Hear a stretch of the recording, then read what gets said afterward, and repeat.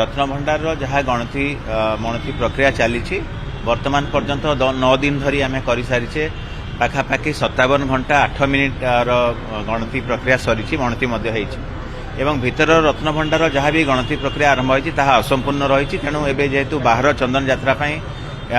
नीति बहुलता थिला एवं करिपार नथिले सेथिपाई आज पुणी आज मई मास 11 तारिख 2026 मसीहा एवं आसंता काली मई मास 12 तारिख 2 दिन धरी चलिबो एवं आसंता सप्ताह पुणी आम कमांडर एवं सेवक निजों वार्तालाप करिकी जहाँ नूतन निर्घंट प्रस्तुत करूँ यही समय भितर जहाँ भी पूर्ववत जो नियम कानून थिला से हिसाब से हम भक्त श्रद्धालु माने बाहर काठरे दर्शन करेंगे एवं किंतु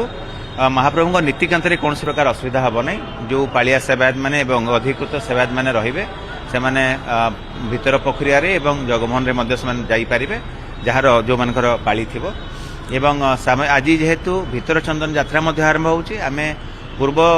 प्रक्रिया जमती 7 घंटा पाखापाखि केबे केबे 7.5 घंटा जाए आम करें एवं हुए तो सेतिकी समय मिलिबो नाही मध्याह्न धूप बा जात भोग पर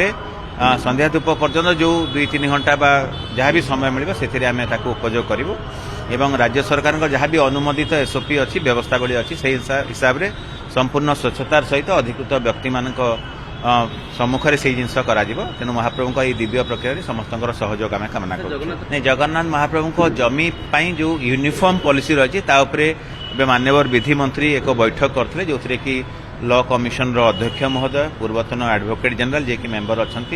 आमर विधि विभाग प्रमुख शासन सचिव अन्य अधिकारी सहित आलोचना होती आम राज्य सरकार अनुमोदन को अपेक्षा कर जहाँ भी कार्यानुष्ठान ग्रहण कर आम यूनिफॉर्म पॉलिसी आसला जहाँ भी राज्य सरकार नीति अच्छी जमी जमा संक्रांत